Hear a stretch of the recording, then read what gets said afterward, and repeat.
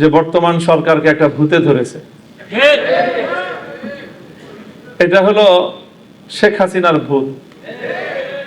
যেই ভূত শেখ হাসিনাকে ধরেছিল, শেখ হাসিনা বিতাড়িত হওয়ার পর থেকে সেই ভূত এখন বর্তমান বিএনপির ঘাড়ে সওয়ার হয়েছে।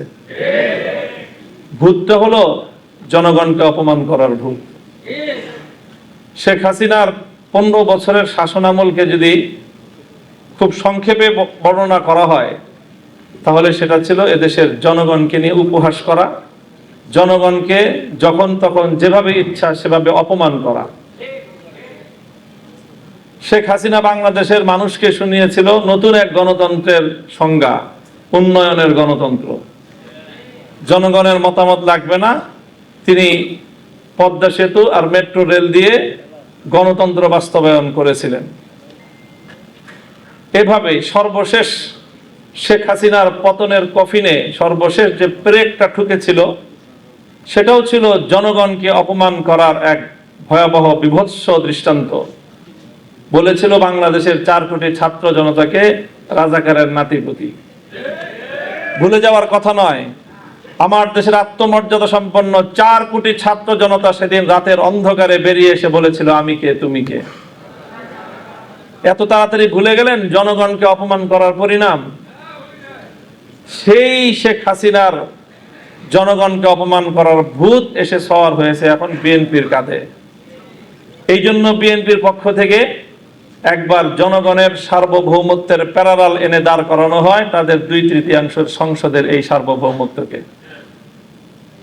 এখানে সংসদে দাঁড়িয়ে গোটা জাতিকে মূর্খ সাব্যস্ত করা হয়। বলেন, গণভোটের রায়ের বিরুদ্ধে সরকার, সংকটের মুখোমুখি বাংলাদেশ শীর্ষক আজকের এই সেমিনারে উপস্থিত সম্মানিত নেতৃবৃন্দ, উপস্থিত সম্মানিত সুধী, এতক্ষণ পর্যন্ত আপনারা 11 দলীয় ঐক্যের শীর্ষ নেতৃবৃন্দ সহ অন্যান্য আলোচকদের কাছ থেকে বর্তমান বাংলাদেশের সংকটের মূল উৎস কোথায় এবং সেই সংকটের সমাধানের পথ কি, এই বিষয়ে অত্যন্ত গুরুত্বপূর্ণ আলোচনা শুনেছেন।